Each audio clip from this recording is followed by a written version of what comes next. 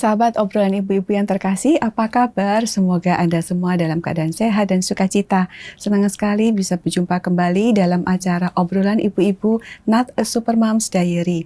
Obrolan ringan, syarat manfaat seputar kehidupan kita sebagai ibu dalam kehidupan kita menjaga bagaimana merawat keluarga. Hari ini kita akan membicarakan tentang kabar yang beredar akhir-akhir ini tentang maraknya banyaknya pasien cuci darah pada anak-anak. Nah, seperti apa, lalu bagaimana mencegah mungkin bagi apa yang terjadi, kita akan obrolkan dengan seorang narasumber yang sudah hadir bersama kami. Saya Teresa Wina dan Giovanna Sagita akan bersama-sama kita obrolkan bersama narasumber yang bisa diperkenalkan oleh Giovanna. Silakan, Gio. Iya, terima kasih Wina. Halo sahabat obrolan ibu-ibu, semoga semuanya juga dalam keadaan sehat, baik, dan luar biasa.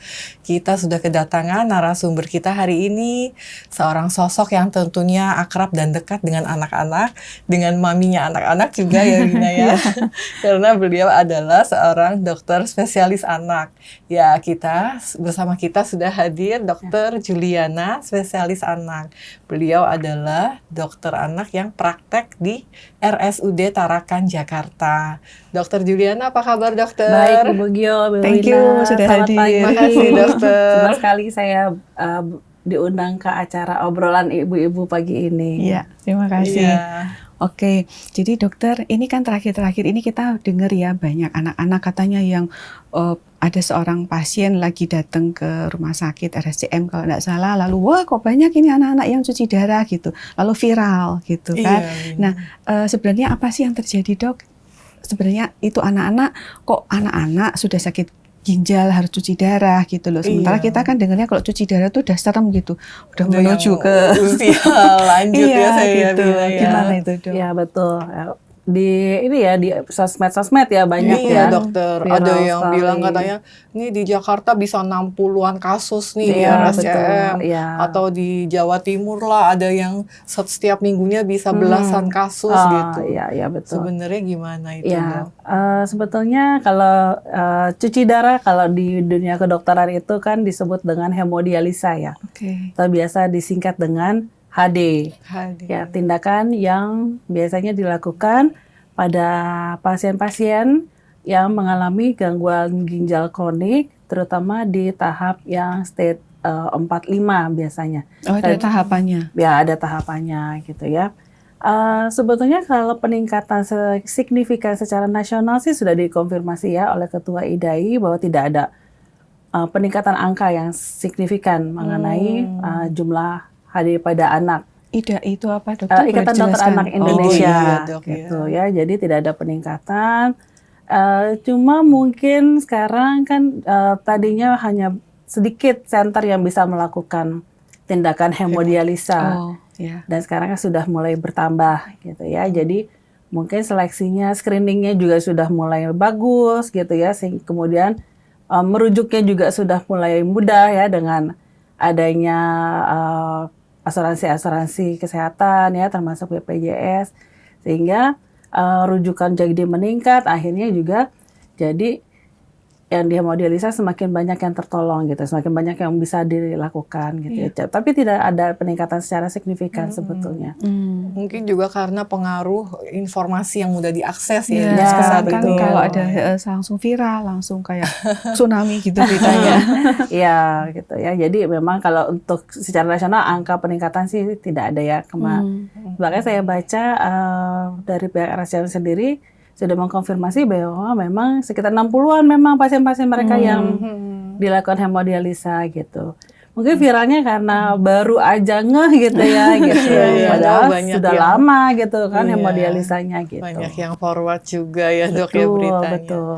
Kalau anak itu sekarang kita luruskan dulu yang disebut anak. Kalau untuk dokter anak itu dari umur berapa sampai umur berapa? Batasannya umur berapa, dokter? Oke, kalau dari konvensi hak anak itu dari WHO ya, itu usia 0 sampai 18 tahun. 0 sampai 18 0 tahun sampai 18 masih tahun. bisa konsultasi ke dokter anak ya, Iya, Dok ya. betul. Jadi remaja-remaja. Iya. Remaja-remaja juga. Oke. Tapi memang bisa. bener loh, Win, karena waktu itu anak saya yang udah remaja pun dia ke dokter umum itu nggak sembuh. Tapi begitu dibawa ke dokter anak masih obatnya lebih cocok gitu ya, Dok ya. Ya, kayak puji Tuhan ya. Nah, kalau cuci darah sebenarnya kalau mereka di pasien tadi dokter ada sebutkan akut 4 sampai 5 tahapannya. Itu boleh dijelaskan sedikit tentang akut itu apa? Mungkin ada yang lain sehingga mereka harus Kronis. melakukan hemodialisa tadi gitu. Oke. Gagal ginjal kita bisa berdasarkan timing, kita bisa bagi menjadi gagal ginjal akut dan gagal ginjal kronik. Kalau gagal ginjal akut, namanya juga akut ya, itu terjadinya secara mendadak gitu ya. Misalnya anak dehidrasi berat lalu terjadi gagal ginjal akut, paling sering gitu, kekurangan cairan yang hebat pada secara tiba-tiba. Tapi yang menjalani hemodialisa biasanya adalah yang kronik. Ya, dikatakan kronik apabila gangguannya sudah terjadi lebih dari 3 bulan. Oke. Disertai dengan adanya kelainan pada struktur, nggak cuma struktur, maksud struktur tuh bentuk ginjalnya, tapi juga dari fungsi ginjalnya. Jadi ada fungsi ginjal yang menurun. Waduh, sepertinya serius banget ya, Dok ya, dari struktur ginjalnya memang sudah ada gangguan. Betul. Sebenarnya penyebabnya apa sih, Dok, yang paling banyak? Kita kan sering dengar katanya minuman yang terlalu pakai pemanis, pengawet gitu, Dok. Oke, kalau anak-anak yang menjalani hemodialisa, paling banyak itu disebabkan oleh adanya kelainan kongenital atau kelainan bawaan, kalau bahasa awamnya ya. Misalnya anak-anak dengan kelainan ginjal polikistik atau sumbatan pada saluran kemih gitu ya. Jadi sumbatannya itu memang dari lahir gitu. Namun tentunya ada hal lain selain kebawaan adalah kelainan-kelainan sistemik. Apa sih kelainan sistemik? Kelainan yang misalnya pada anak-anak dengan lupus gitu ya, anak-anak dengan sindrom nefrotik ya. Kemudian ada lagi diabetes mellitus dan hipertensi. Anak-anak itu, dokter. Iya, anak-anak juga bisa terkena diabetes mellitus. Meskipun kalau pada anak memang paling banyak yang tipe 1 ya, yang sudah bawaan. Tapi ada lagi yang tipe 2. Nah, tipe 2 ini juga harus kita antisipasi ya. Caranya dengan apa ya? Tetap pola hidup sehat. Ya, hindari konsumsi gula yang berlebihan. Oke. Gitu. Kita balik dulu, dokter. Dokter kan bilang tentang bawaan. Jadi kan ya anak itu nggak bisa berbuat apa-apa karena dia lahir sudah dengan kondisi begitu. Apakah itu bisa kita tarik ke ibunya, mungkin kebiasaan hidup ibunya sebelum melahirkan, hamil berarti ya, sebelum hamil, apakah mungkin ada yang dilakukan oleh si ibu supaya nanti kalau dia hamil itu akan lebih sehat gitu, maksudnya kita kan ya kita nggak bisa melawan istilahnya takdir atau apalah gitu ya. Tapi apa yang kita bisa lakukan sebelum hamil mungkin? Jadi pertanyaan yang bagus ya dari Ibu Wina. Jadi bagaimana sih kita mencegahnya lah gitu ya. Pencegahan tuh kan ada pencegahan primer, pencegahan sekunder ya. Pencegahan primer gimana caranya supaya tidak terjadi gitu ya. Kalau kelainan bawaan itu yang paling sering terjadi karena adanya infeksi pada saat kehamilan biasanya. Infeksi Jadi para ibu yang berencana untuk hamil gitu ya, atau lagi program hamil, sebaiknya tetap memeriksakan diri dulu apakah ada infeksi di dalam tubuhnya gitu ya. Itu sudah suatu tindakan untuk pencegahan tuh ya, untuk screening. Misalkan infeksi apa itu, Dok, saat kehamilan? Pada saat kehamilan ya, seperti tokso, torch kan biasanya pada ibu hamil gitu ya, biasa diperiksa gitu ya. Jadi sebaiknya sih tetap diperiksakan karena ibu hamil kan memang kondisinya harus fit gitu. Karena kondisi ibu tentu saja akan mempengaruhi pembentukan janinnya gitu ya. Oke, jadi untuk kelainan bawaan itu yang bisa dilakukan. Jadi memeriksakan diri apakah dia ada infeksi atau tidak. Gitu. Kemudian selama kehamilan juga rutin memeriksakan kehamilan, ya makan makanan yang sehat, minum vitamin sesuai dengan anjuran dokter spesialis kandungan. Saya tuh jadi ingat loh, Wina, ada yang cerita pas hamil itu kan susah makan ya, susah makan, susah minum. Jadi malah terbiasa gitu dok untuk makan yang soda, minum soda, es krim gitu dok. Itu nggak disarankan ya dok mestinya. Ya penting makanan sehat lah ya gitu. Kalau soda kan nanti ibunya bisa, yang punya asam lambung bisa asam lambungnya meningkat gitu ya. Akhirnya ibunya jadi tidak fit juga gitu. Kemudian pada ibu hamil juga harus diperiksa infeksi, kemudian juga harus rutin memeriksakan. Kenapa? Karena gagal ginjal pada anak juga punya faktor risiko pada bayi-bayi dengan prematur dan bayi berat lahir rendah ya. Itu faktor risiko ya, tidak semuanya terjadi gitu. Tapi punya faktor risiko kemudian hari bisa terjadi gangguan ginjal. Jadi memang moms harus fit pada saat hamil gitu ya. Harus siap ininya ya. Lahir batin. Dimulai dari sebelum hamil ya, screening, pada saat hamil juga menjalani kehamilannya dengan rutin memeriksakan kandungannya gitu. Oke. Nah, itu kalau sebelum hamil lalu kemudian anaknya lahir, terus tadi dokter bilang ada gejala-gejala, kira-kira seorang ibu harus aware apa? Anak saya nih harus ada sesuatu nih dengan ginjalnya, kan kita nggak tahu kalau tentang struktur atau apa tadi yang bawaan itu kan kita nggak tahu ya dokter. Kira-kira apa sih yang bisa kita lihat? Mudah dilihat gitu. Oke. Gejala ya. Kalau gejala yang paling mudah diamati mungkin adalah produksi kencing, ya produksi pipis anak. Misalnya, biasanya dia banyak nih pipisnya gitu ya. Terus beberapa bulan kemudian dengan jumlah asupan yang cukup, tapi kok pipisnya jadi lebih sedikit gitu. Itu boleh segera diperiksakan ke dokter anak ya untuk memastikan bahwa tidak ada masalah pada ginjalnya. Kemudian jadi kalau kencing aja kita mesti perhatiin itu kencing betul. Warna pipisnya juga diperhatiin warna nggak, Dok? pipisnya betul. Terus apakah anak pada saat pipis dia seperti kayak mengedan gitu ya, atau kesakitan, ya dikhawatirkan ada infeksi saluran kencing juga. Infeksi saluran kencing yang tidak diatasi juga bisa menjadi faktor risiko gangguan ginjal gitu ya. Kemudian yang harus diperhatikan lagi adalah apabila anaknya jadi gampang capek, ya lemah lesu yang biasanya aktif, kemudian lemah dan lesu.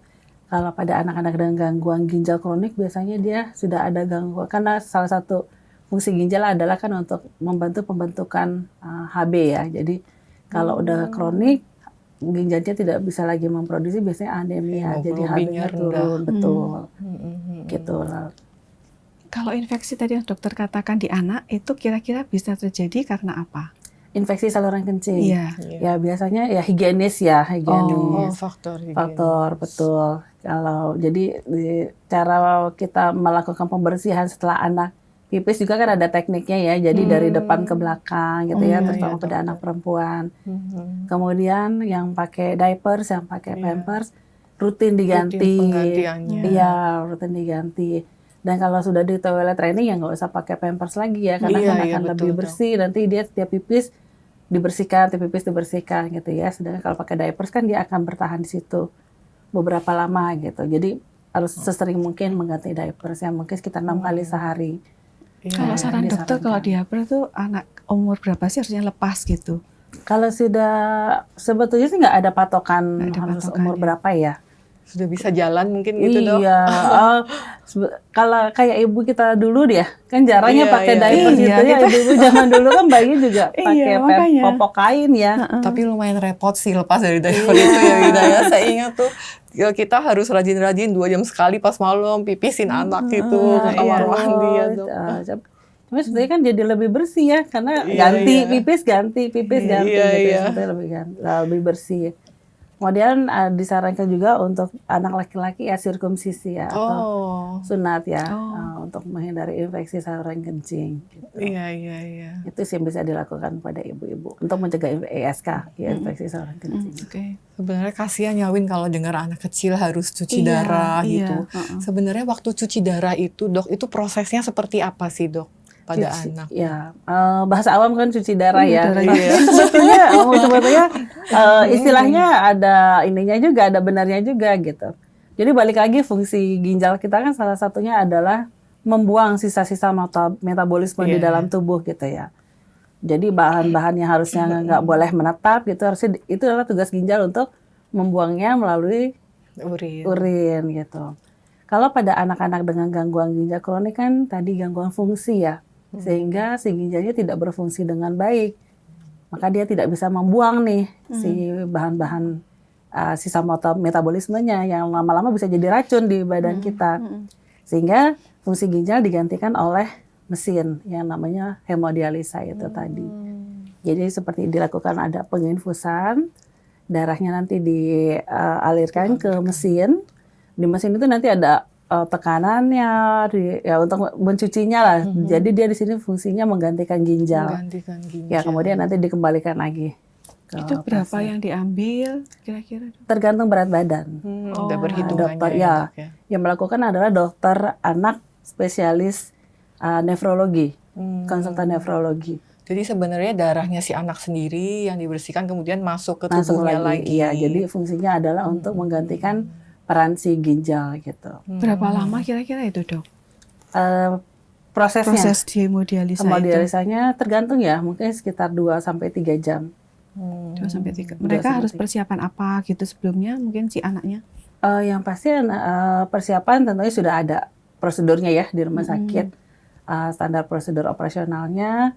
Tapi saat ini sudah bisa dilakukan dengan rawat jalan, jadi tidak perlu dirawat inap, pasien datang, saudara kemudian observasi stabil, kemudian pulang. Makan seperti biasa, nggak usah kayak puasa atau enggak. Oke. Gitu. Kemudian kalau anak yang memang harus hemodialisa gitu ya, Dok, itu apakah ada efek samping lainnya, Dok, ke tubuh mereka? Efek samping dari hemodialisanya sih saya rasa minimal ya, nggak terlalu banyak. Cuma yang bikin efek samping justru penyakitnya, gitu ya, penyakit si gagal ginjal kroniknya ini, itu yang sering kali memberikan efek samping. Mungkin efek samping untuk hemodialisa adalah buat anak, dia kan pasti capek ya, seminggu bisa 2-3 kali dia cuci darah. Kan ada rasa capek, ada rasa stres gitu ya, minder gitu itu pasti. Kadang-kadang hal itu yang kurang diperhatikan nih sama orang tuanya gitu ya. Jadi support itu sangat penting gitu ya, dari sekolah, dari orang tua, dari lingkungan gitu. Kok ada yang sampai nggak bisa sekolah itu, Dok? Kemarin kayaknya karena dia hemodialis. Cuman nggak tahu berapa frekuensinya seminggu sampai tidak bisa sekolah gitu. Iya. Atau memang mungkin domisilinya di luar Jakarta mungkin ya Bu. Dia kan kalau seminggu 3 kali untuk balik ke daerah mungkin akan memerlukan biaya lagi gitu ya. Iya, sebenarnya pernah lihat juga, Dok, di sosmed yang dari desa gitu ya, jauh dari rumah sakit gitu, foto, jadi butuh waktu gitu ya, Dok ya. Karena nggak semua rumah sakit bisa melakukan hemodialisa ya. Satu alatnya kan, terutama untuk anak nggak lebih sedikit lagi, kalau untuk dewasa mungkin lebih banyak. Oh, beda alatnya? Iya, beda. Karena kan tarikannya itu beda gitu, berdasarkan berat badan kalau pada anak. Tidak semua rumah sakit bisa. Kemudian tenaga spesialis anak, konsultan nefrologinya juga masih terbatas ya untuk di Indonesia gitu. Oh, jadi lebih karena itu ya, sehingga mereka harus berpindah. Akhirnya terlihat membludak di satu tempat gitu ya, padahal mas sebetulnya ya memang prosesnya baru 2 jam aja ya, Dok gitu. ya. Iya gitu. Tapi sebenarnya bisa sembuh nggak sih, Dok, kalau sudah hemodialisa itu? Apa harus seumur hidup? Apa ada titik tertentu bisa lepas dari hemodialisa? Jadi itu tergantung tadi ya, severity-nya, derajat keparahannya gitu ya. Kalau sembuh, yang namanya presentasi ya tetap aja ada, tapi walaupun sedikit gitu. Apalagi kalau sudah mencapai di stadium gagal ginjal kronik di stadium 4, stadium 5 ya itu sudah sulit untuk kembali seperti awal gitu. Karena ginjalnya juga biasanya kalau di USG sudah mulai mengecil gitu ya. Gitu. Ya, tapi namanya harapan kan harus tetap ada. Soalnya kan tapi temen udah dewasa ya, dia bilang jangan sampai cuci darah gitu. Kalau udah cuci darah nanti misalkan dari yang seminggu sekali, nanti meningkat jadi 2 kali, nanti udah pokoknya seumur hidup. Habis itu udah tetap aja nggak ada katanya gitu. Itu namanya pencegahan tersier gitu ya. Kalau sudah kena jangan sampai lagi kena yang tahap lebih berat gitu. Ya, bagaimana caranya? Tentu saja dengan mengikuti saran dari dokter ya. Kalau misalnya cuci darah 1-2 kali seminggu gitu, ya dilakukan. Kalau tidak dilakukan, tentu saja nanti ginjalnya kan tidak berfungsi, zat-zat yang di dalam tubuhnya, zat-zat sisa itu akan menumpuk, akhirnya nanti bisa merusak tubuh gitu ya. Gitu. Kalau untuk segi pembiayaannya sendiri nih dok nih, kalau hemodialisa ini apakah bisa di cover seperti BPJS gitu dok? Oh bisa, hemodialisa di cover oleh BPJS. Jadi untuk yang nggak mampu bisa Ya, ini ya, betul, gitu ya. betul. Karena kan lumayan juga ya Wina ya, jika Ya, seminggu harus berapa kali ya, itu. betul. Sampai berapa sih? Tapi Dok, apa ada kira-kira? itunya dok, batasnya gitu dari Kalau BPJS? enggak ada batasnya.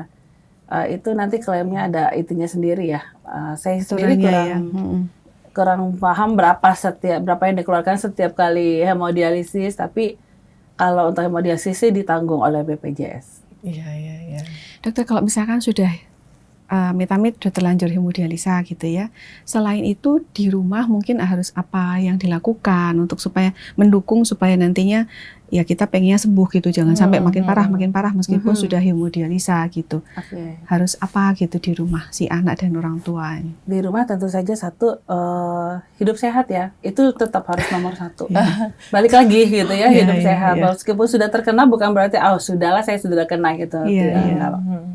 Prinsipnya nggak begitu gitu ya, tetap hidup sehat, makan makanan yang sehat, kemudian minum air yang cukup, Air putih ya, cukup. air putih yang cukup, kemudian istirahat, jangan terlalu capek karena tadi kan sudah gagal ginjal stadium 45 kan pasti lebih gampang capek ya, gitu. Jadi istirahat yang cukup, kemudian rekreasi, jangan lupa juga iya, gitu iya. ya, orang tuanya support anak dengan memberikan rekreasi yang Jadi dukungan emosional juga perlu ya betul, dok. gitu. Kalau dia gampang capek, apakah tetap harus olahraga dilakukan? Yang apa yang Olahraga boleh ringan gitu? boleh, Ringan ya ya kayak berenang misalnya. berenang oke. boleh. Oh, Ya jalan kaki misalnya keliling kompleks aja itu kan udah suatu aktivitas ya, Iya. gitu masih boleh. Masih. batasannya nggak boleh olahraga apa misalkan sampai dia ngos-ngosan kah atau sampai apa? Oke, jadi kalau yang lihat tadi kondisi anaknya ya, ya, salah satu gagal ginjal gejalanya kan adalah udem atau bengkak. Oh ada pembengkakan. Iya, ada pembengkakan di kedua kaki, Kakinya sebelah mana dok? dua-duanya. Seluruh. Ya. Maksudnya di bagian betis, di paha atau di mana? Jadi ada yang sampai di bagian paha juga, Oh sampai ke paha juga. ke perut, atau mungkin cairannya sudah sampai di paru. Tentunya itu ya jangan gitu ya. Iya. Dan biasanya kalau pasien-pasien seperti itu dirawat, tidak akan dirawat jalan, Rawat inap ya. dirawat inap.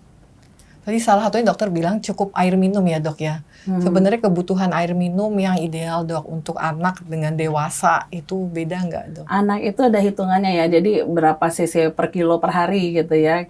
Tapi kalau anak sehat sih sebetulnya nggak ada batasannya gitu. Ya dia mau minum 1 liter sehari juga ya boleh-boleh aja selama fungsi ginjalnya bagus gitu. Sama kayak orang dewasa kan 2 liter ya, 2-3 liter sehari. Nggak ada masalah ya dok. Ya, cuma bayi dikasih 3 liter juga kan nanti ya, ada juga ya. Jadi ada hitungannya biasanya berapa cc per kilo. Tapi ada batasannya bukan dok katanya kalau nggak Nggak salah boleh yang sudah, kelebihan gitu kan? kalau Kalau udah sakit. gagal ginjal ya nanti kan minum air putih yang cukup. Nah itu sesuai dengan saran dokter nih, minum air putih boleh berapa liter sehari. Dokter biasanya nanti akan menghitung. Gitu, nih boleh minum sekian liter per hari ya nanti di rumah gitu. Ada hitungannya. Aduh kalau amit-amit jangan sampai sakit mas. Iya, Maksudnya Minum air di pasar-pasar ya. Mumpung kita lagi sehat ya, minum harus minumlah sebanyak-banyaknya gitu ya, selagi kita sehat. iya, gitu air ya. putih pun bahkan harus ditakar ya. Iya dokter. betul. Nah dok, kemudian saya pernah baca berita ya, ini benar atau enggak ya, untuk anak remaja yang suka nge-gym, fitness, itu kan ada yang kemudian aku mau konsumsi ini, membeli semacam whey protein atau bubuk protein gitu dok, Untuk yang katanya otot-ototnya. iya buat Oh. muscle-nya gitu. Itu ada yang bilang jangan loh itu bahaya bisa kena ginjal. Itu sebenarnya benar apa enggak dok? Oke, jadi kalau di dunia kedokteran kalau kita mau menentukan ini bahaya, ini tidak gitu, kita harus ada penelitian dulu ya, Iya. penelitian lebih lanjut gitu. Dan so far sih belum ada ya penelitian untuk menentukan itu bahaya atau tidak gitu. Jadi tapi kalau mau lihat apakah itu aman atau tidak ya kita membiasakan lihat dari produknya gitu ya. Produknya terdiri dari apa aja gitu kan.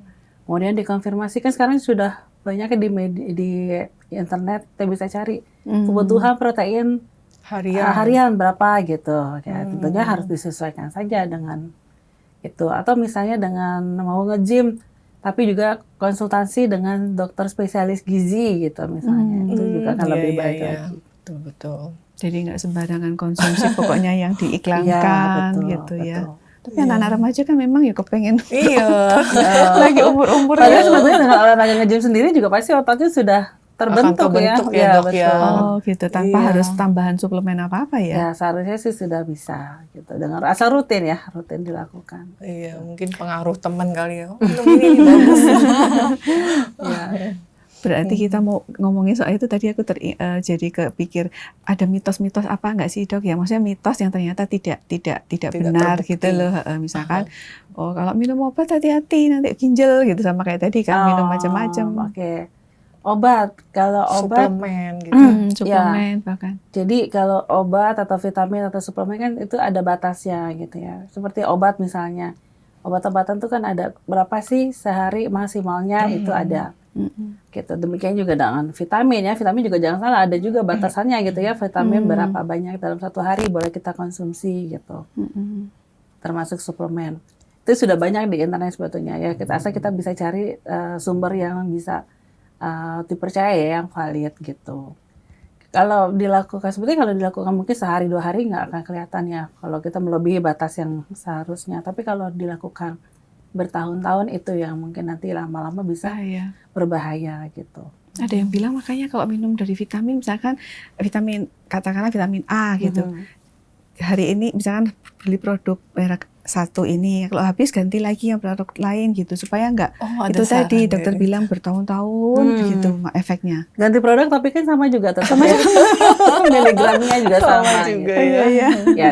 Terkadang yang para orang tua lupa adalah vitamin kan sebetulnya kita bisa dapat dari makanan gitu ya. Vitamin D sumber paling bagusnya adalah matahari gitu. Nggak usah minum vitamin, kan ada yang bilang katanya vitamin D harus minum. Vitamin D harus, tapi kan juga tetap waktu pandemi COVID itu ya. Terlebih kalau COVID kan kita banyak di rumah ya, paparan sinar matahari kan juga kurang gitu. Vitamin D juga misalnya, itu juga kan kalau untuk anak ada usianya, batasannya gitu ya. Misalnya kalau bayi 400 IU, nanti anak yang lebih besar 600 itu ada batasannya juga.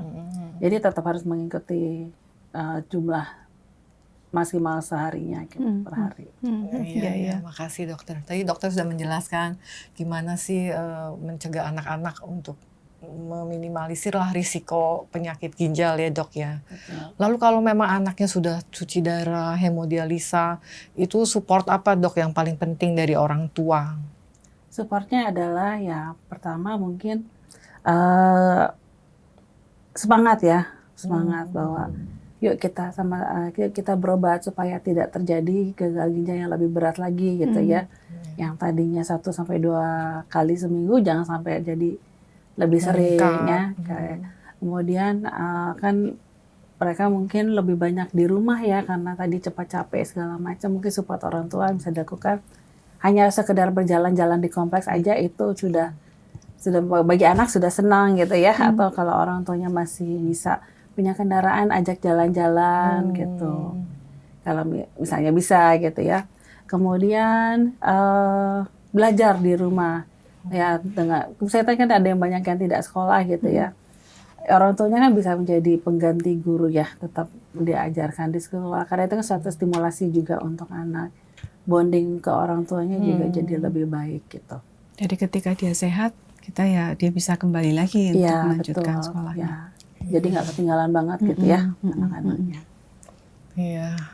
Aduh, kita jadi tahu ya Wina ya. Ternyata itu mitos juga ya Wina tentang makanan, minuman ternyata lebih besar dari faktor genetik ya dok ya. Atau dari ya kelainan bawaan anak itu sendiri. Meskipun tidak diindahkan ya. Jangan lupa bahwa diabetes mellitus, DM dan hipertensi juga bisa jadi salah satu penyebab terjadinya gagal ginjal kronik pada anak. Jadi tetap pola sehat itu diterapkan gitu. Jadi diabetes mellitus sama hipertensi bisa mengarah ke ginjal. Bisa, gitu. Kalau terjadi sekian lama tidak terkontrol itu bisa jadi gagal ginjal juga. Oke. Jadi saran terakhir mungkin dari dokter ke orang tua supaya anak-anak ini kita mencegah gitu ya, supaya jangan sampai terjadi sakit ginjal ke anak, itu apa dokter? Oke. Jadi untuk sahabat obrolan ibu-ibu ya kita bilangnya, hemodialisis pada anak memang paling banyak disebabkan oleh kelainan bawaan atau kelainan genetik. Namun terdapat juga kondisi-kondisi lain yang bisa menyebabkan gangguan ginjal pada anak, antara lain diabetes mellitus dan hipertensi yang tidak terkontrol dan terjadi dalam jangka waktu yang lama. Sehingga untuk mencegah terjadinya diabetes mellitus dan hipertensi pada anak, hidup sehat tetap diterapkan, hindari asupan gula yang berlebih, asupan garam yang berlebih, dan jangan lupa olahraga untuk anak. Oke. Cukupkah? Oke, terima kasih ya Dokter Yuliana. Sama-sama. Untuk Terima kasih, segala Dokter. masukannya, sarannya, semoga kami semua sahabat obrolan ibu-ibu mendapatkan masukan yang berarti, yang bermanfaat untuk nanti diterapkan dalam keluarga. Iya, Wina. Semoga kita anak-anak semua sehat terus. Amin. Amin. Karena menjaga anak memang tanggung jawab kita sebagai orang Betul, tua ya, betul, Wina ya. betul. Dan tentunya yang bisa kita lakukan adalah memberi dukungan penuh agar anak tetap optimis dan semangat. Betul, dan mencegah lebih baik daripada mengobati ya. Jadi Iya, tetap iya, mencegah. setuju, dokter. Baiklah sahabat obrolan ibu-ibu, kita sudah sampai di akhir acara kita. Kami pamit undur diri, kita akan jumpa kembali di sahabat obrolan ibu-ibu edisi berikutnya dengan rekan Fani dan Audrey. Kami ucapkan selamat melanjutkan aktivitas para sahabat dan sampai jumpa.